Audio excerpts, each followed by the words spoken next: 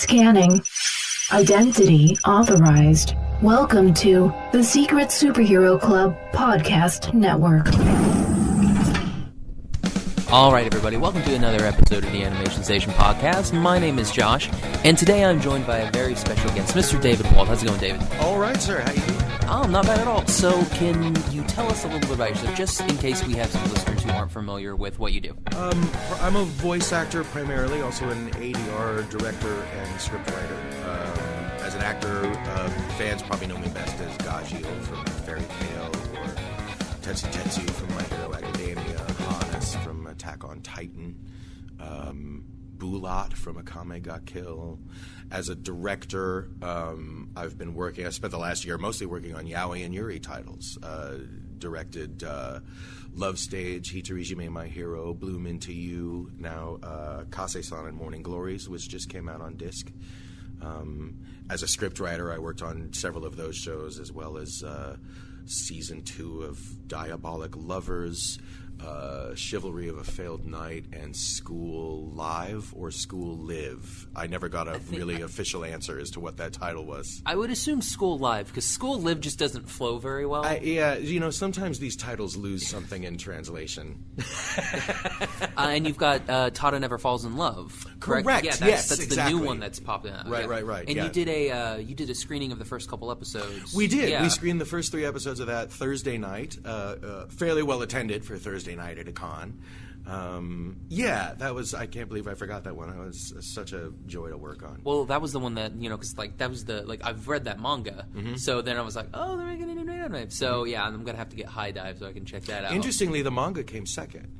Tada Never Falls in Love was an anime before it was anything else. It was not an adaptation from any other source.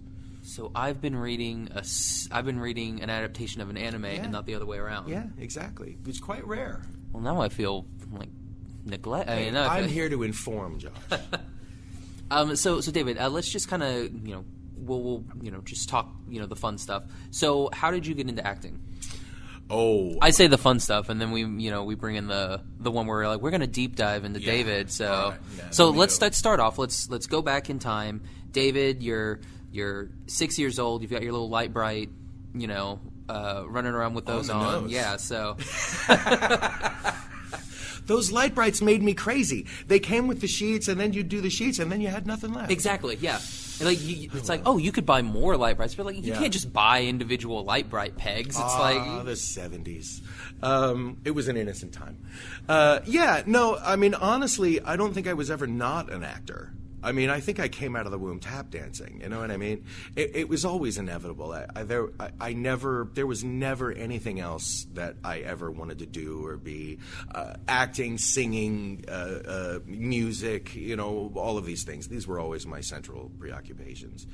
And I think I always knew what I was going to do. I started getting involved in performance when I was in kindergarten.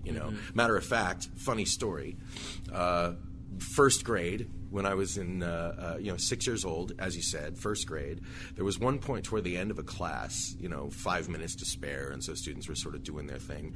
I was packing up my stuff and singing to myself, which was something I had just discovered. The teacher singing or singing to yourself? Singing to myself. Oh, okay. I had not found an audience yet. I was very young.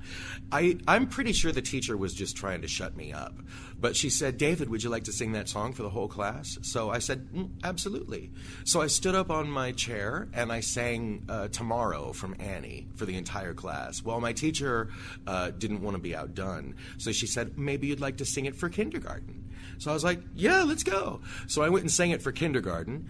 And then my former kindergarten teacher from the year before realized, I think, that my teacher was trying to shame me and failing miserably.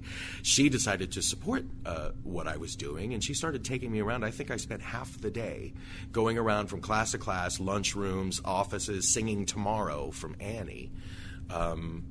By the end of the day, I think we all knew where I was headed. That's a really good story. Hey. It's all coming in the memoirs, Josh. Oh, well, that's good. We'll read that. We'll put it to be published posthumously, like most great memoirs. Well, just to protect the innocent, and the guilty.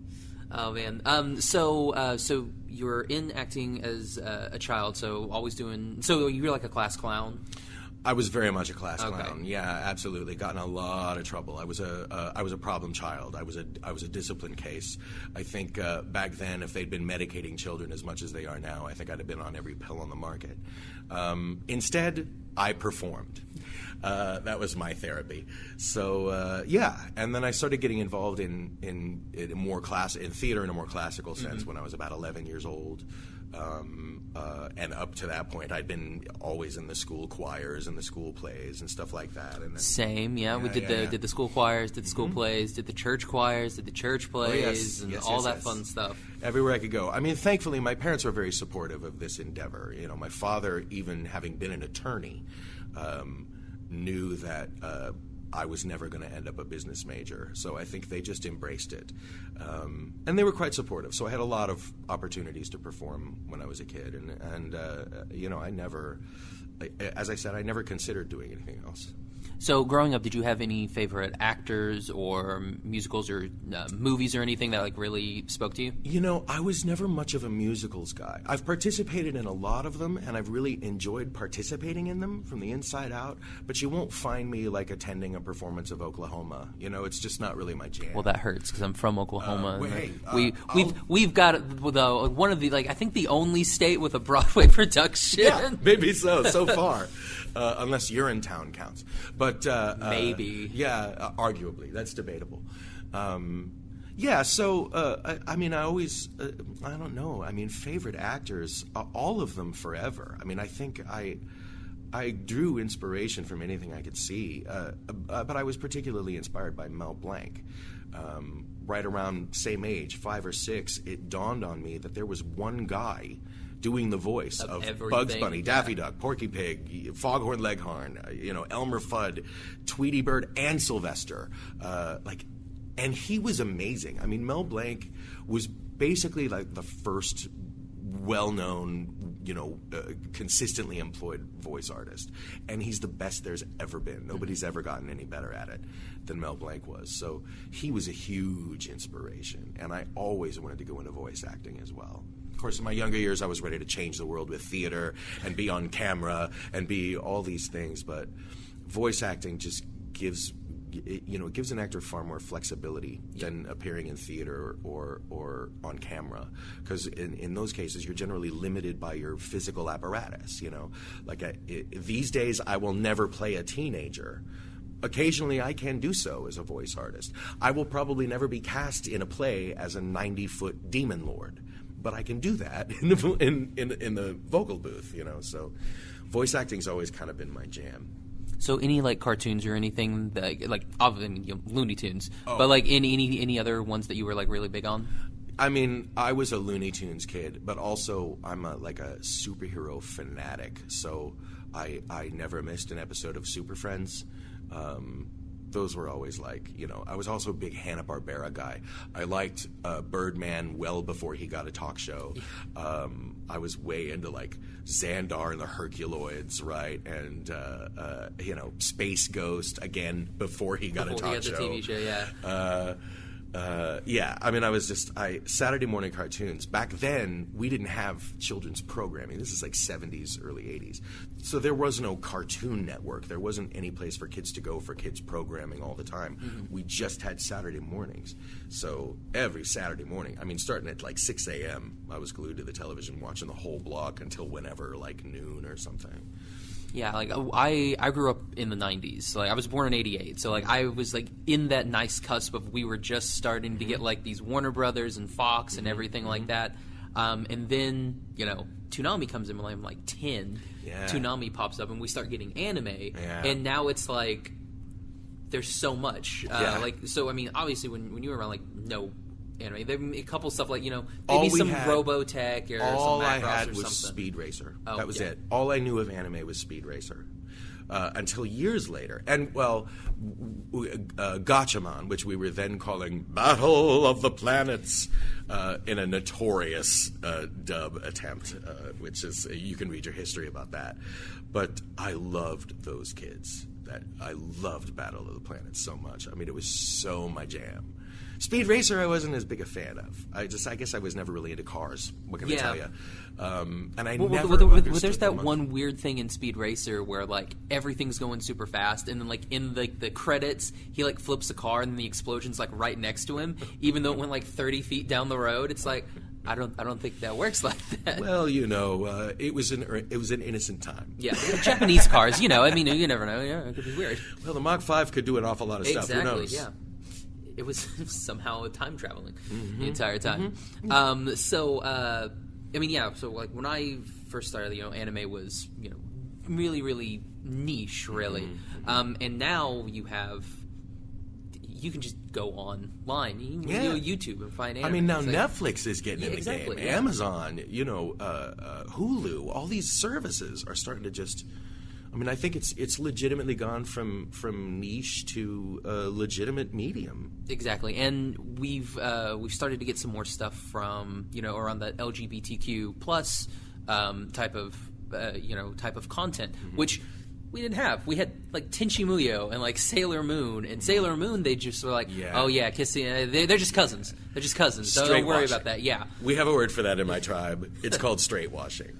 Japan has been telling these stories for a really, really long time, and over here we've been very reticent to adapt them. I mean, certainly in the early years we didn't want to do so because although in Japan anime is not a genre, it's a medium. Saying anime in Japan is like saying TV over here, because anime's got everything: horror, suspense, action, comedy, slice of life, horror, everything.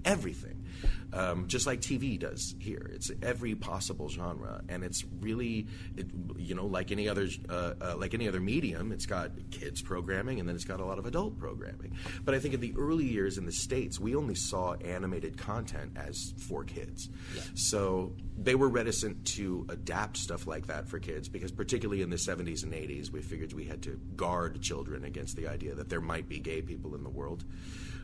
Which is why, the two sailors were cousins and not girlfriends.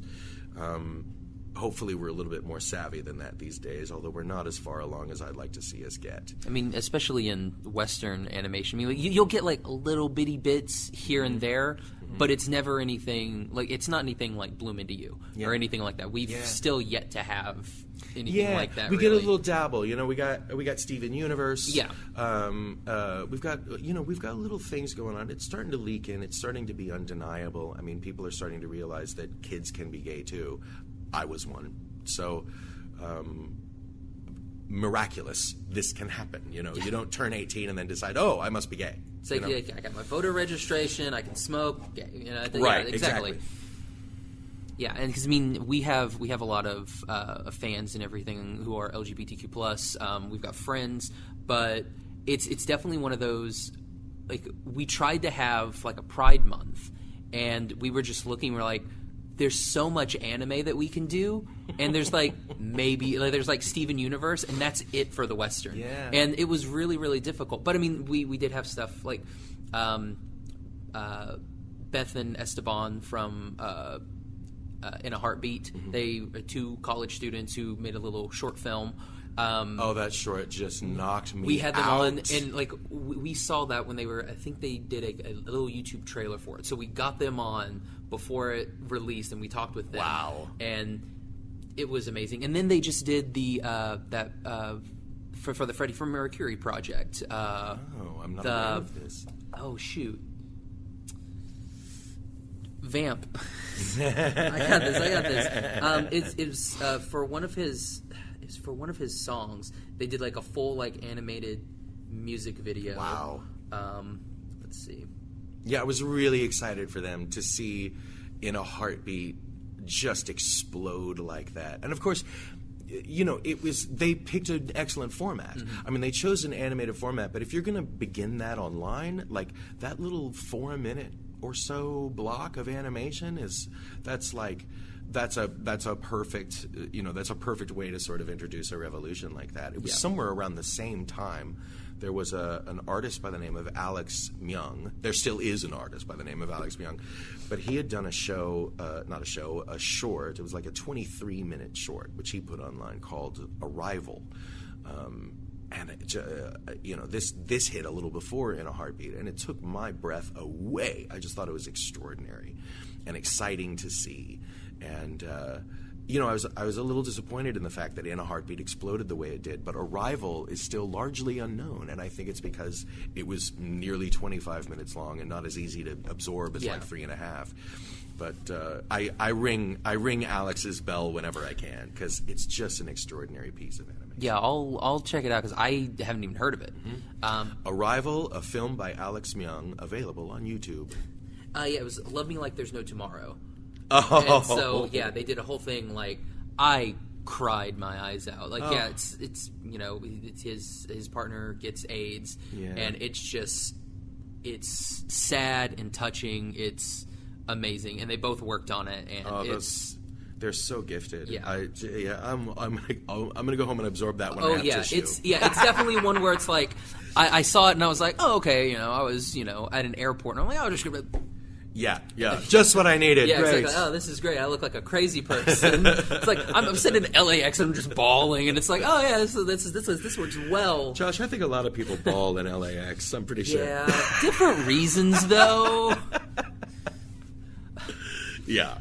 So you said earlier that you're doing a lot of yaoi and everything like that. Is that what you really want to do now? Like, I mean, obviously, you've got you're in the final season of Fairy Tale, which I think should be. Have you finished recording? I all have of done that? my bit. Yeah, okay. It's coming to. In fact, I think they may have aired the final. Really already? Episode. I'm not really sure. But I think it's happened. Okay. I'm so far behind. Like, I read it. Yeah. It's one of those anime for me is hard just because I want all of it right then. So that's why the manga is way easier for me to read. Right. So I can just. Or you just wait for the whole show to go up and then you just binge the whole thing. But then I got something like Fairy Tail and you got 400 episodes and you're like, I don't think I can binge 400. Yeah. That's like a 3-week binge. Exactly. Yeah, it's like come out looking like Rip Van Winkle. So I mean, is that more of the content that you're wanting to if you get the opportunity? Oh, I'm eating it up. I'll take every bit I can, and I'm fighting for it every day. I'm trying to get more. It's just these bigger companies, the ones who are licensing these dubs, they can be difficult to convince. I think they're largely convinced that. If they do this stuff, if they market this stuff, they're only marketing it to 15 to 20% of their existing fandom. Although I would go out on a limb and say, in anime fandom, I'd say the LGBTQ population is maybe a little closer to 40 or 50%. Even still, they're worried about sinking resources in to appeal to a niche. But my argument, and it took me 4 years to get the first one done.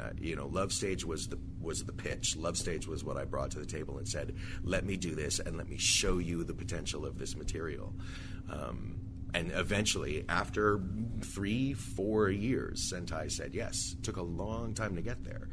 But my contention was, anime is generally, and I think these numbers might be skewing a little bit now just because it's become so much more widely available now. But as of a year or two ago, less than 1% of the English-speaking population consumes anime on a regular basis, right? Yet 15 to 20% of the English-speaking population, in fact, the global population, ascribes to one color or another on the rainbow flag. So my contention was, we can bring in new audience with material like this. If my tribe knows that someone out there is standing up for them and fighting to tell their stories and fighting to tell them with authenticity and honor, then I know my people will support such an endeavor. I mean, you look at Absolute Vodka.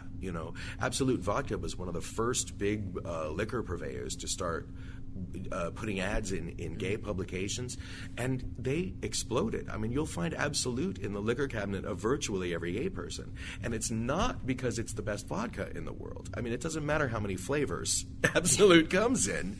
It's not the world's greatest vodka, but what they did was they got ferocious support from a group of people who generally don't get any support, who are pushed to the sidelines.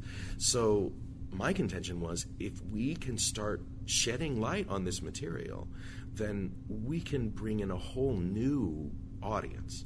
And, The other thing was I saw it as our responsibility as people who work in the anime industry, because Japan's been telling these stories for decades, but largely we ignore them, or we do them and we straightwash them, and that's a huge disservice. And there's so much material that I know my tribe can relate to, and we need it.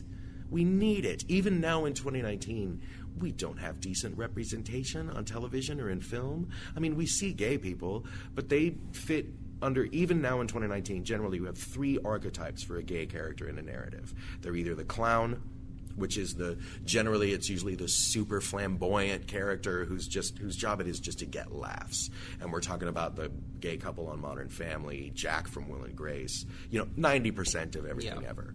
You then have the gay martyr, which is becoming way more popular now, but they'll write a character who's gay, and their whole character arc will just be about gay suffering, not being able to get into the emergency room to see their loved one, or all their relationships are tragic and complicated, the gay martyr. Or they get AIDS. That was big in the 80s. They get AIDS and they have to live with AIDS, The third is the psychopath, which is like Javier Bardem in the Bond movie, the guy in Outlander, all the gay characters they've given us so far on Gotham, psychos.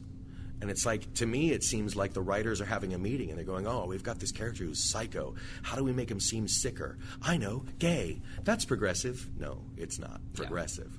Well, it's interesting that you brought Gotham up, because I thought that was going to be a really cool twist. Yeah. I was like, oh, this is going to be Penguin? Yeah. Really? That's going to be so... And then they just... such high hopes. Yeah. I had such high hopes, but I'm totally disappointed. Yeah. And I stopped watching it because of that. I don't need any more of that in my life. I don't need to see any more of that.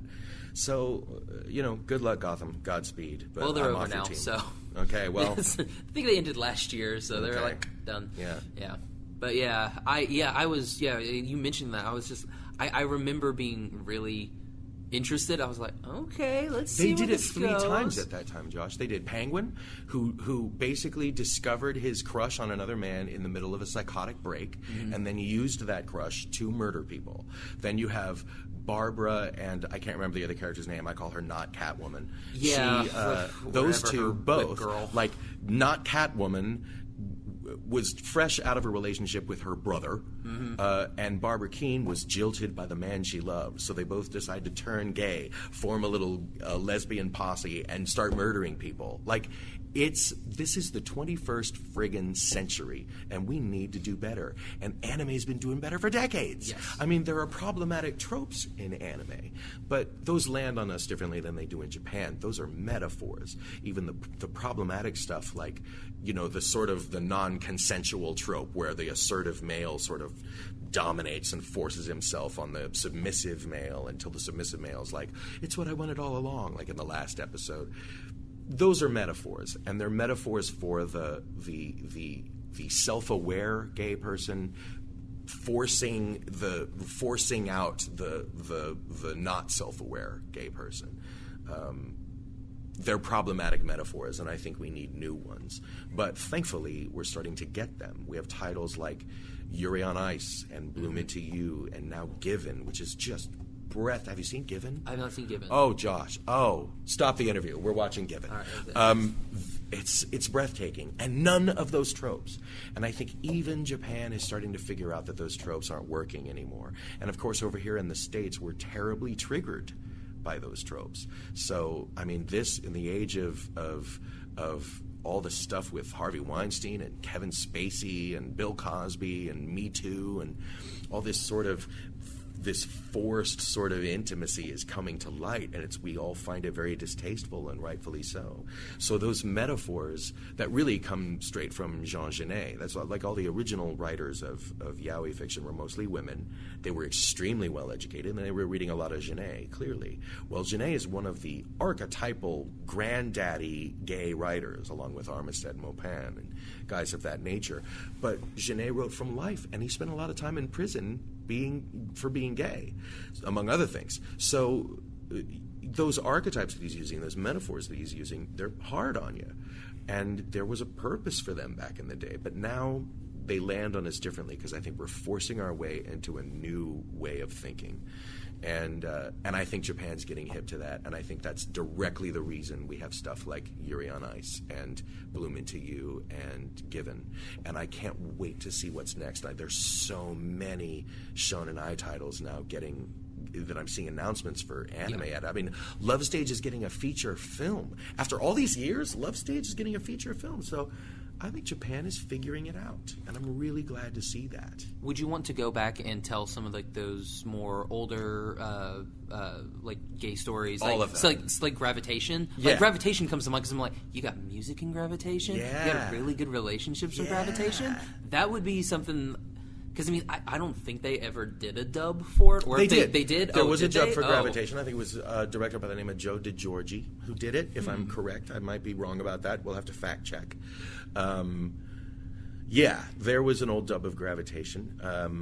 I'd love to go after something like that. I mean, even the more problematic ones, I think there's value in. I would love to do Super Lovers. I'd love to do Junjo Romantica. All of them. I think there's value in all of them, and I think in our adaptations, it just takes a little bit of a shift of the lens to really render those things and make them a little less triggerable than they would be if, we were watching them in their original iteration. I mean, Junjo Romantica is full of all the old... It's almost the origin of a lot of the old tropes. The older man and the younger man, the man of station and the man of no station, the self-aware gay man versus the not yet self-aware gay man being forced out of the closet by this assertive male who's, hits the Kabe-dan and, forces him against the wall. Again, old metaphors. But those are metaphors that I find valuable because when I was a kid in Texas in the 80s, under Reaganomics, at the height of the AIDS crisis, coming to terms with myself as a gay person, there was a wiser gay person in me who forced me up against the wall with a Kabe-dan spiritually and said, you have got to come to terms. So I think there's value in that metaphor. Nowadays we find it very triggerable, and I think there are ways to make that a little bit more succinct and a little clearer and make those metaphors resonate a little more as metaphors for those who are looking for them, Nice. And so, we are coming close to time. Oh, yeah. Unfortunately. Brevity is not my gift, Josh. I'll talk forever. Well, we can, if you want to. This is just here. We can do another one. We can do one. We can talk for hours. Absolutely. Let's, what do you, wow, words. So Tada Never Falls in Love is coming out on High Dive, correct? It's on High Dive. It's High Dive all right available. now? It's actually on Blu-ray as well. It's just hit Blu-ray. Oh, really? So did they do so? I've never used High Dive. Mm-hmm. Do they film the entire thing and then just put it out on? It depends. Kind of like a Netflixy-esque thing. It depends. High Dive does occasionally do what they call a dub cast, which is much like the simul dub that you find on Funimation, which is they're basically releasing the show week by week and fairly close to the Japanese release. I am very glad to say that High Dive has not run full throttle toward that model because it's a very problematic model. Yeah. It's difficult to render something of quality when you yourself, as the person writing the dub or directing the dub or acting in the dub, have no idea what's going to happen in the next episode. Yeah, it's very difficult to tell a story when you don't know where we've it's also going. had callbacks and stuff like that too because I've worked with some people at Funimation and they'll do this and then it's like, oh, I have a prior engagement, I can't for 1 week. And then you'll have an episode where it's someone completely different doing a voice, and then they have to go back and redo it, and you got to do touch-ups. Yeah, and it's really problematic, and frankly, one man's opinion, but I think it's taking us in the wrong direction. So I'm glad to say that High Dive has not embraced that model. They do occasionally. They do some shows that way, and it's just one way to stay competitive in the market. Yeah. But I think they've wisely chosen not to make that the width and breadth of their entire list of offerings. I think that's working against us. Yeah, because it's one of those where you definitely give up quality over quantity because you're like, let's just make everything a dub. And it's like I get it, Funimation, that's good. and you're getting, you know, all kinds of good stuff, but at the same time, it's like you're also using the same people in every single thing. You know, it gets difficult. As a director, you know, when you're working on one of these simuldubs, you've got such a limited time to put it together. So directors are going to cast what they know. You know, it's harder to run auditions for a week or two and hear some new voices. It's harder to take a risk on an actor you don't know as well. So that's why I say I think the simuldub model is betraying us. And I mean, I think it's good to have some stuff offered that way. I think it's great. It's interesting, and it keeps people engaged, particularly those who are really hot to see it like right now, as soon as possible. I don't think there are as many of those people as maybe the studios think there are. Yeah, I think a lot of people are waiting until the whole show goes up and up so they can just binge it, which is how everybody watches everything these days. But I'm not in marketing. I'm not in licensing. I don't know how. That's why we can talk about Exactly. it. That's why we can make all the fun talk. Exactly. So, David, thanks so much for coming on, man. Where can people find you social media-wise? I'm on the Twitters, and I'm on the Facebooks, and I'm on the Instagrams. Most of it is under David Wald VA. You know, if you just do a search under those terms, you will find me, and perhaps perhaps a parody account too, if it's still up that week. Yeah, you'll find me on all those. I'm easy to reach. And we'll put those in our show notes. So all you have to do is click on the show notes, and we'll have all of your links there. So that way, if you want to follow David, you just click on those. You can find me on Twitter and Instagram at Josh L. Kane, podcast on Instagram at Animation Station Podcast, Twitter at Animate Podcast. All of our episodes available: iTunes, Stitcher, Podbean, Google Play, YouTube, and on our website, animationstationpodcast.com. David, thanks again for coming on. My pleasure, Josh. Thank you. No problem. So for the Animation Station Podcast, I'm Josh. And I'm Dave. Bye, everybody. Cheers.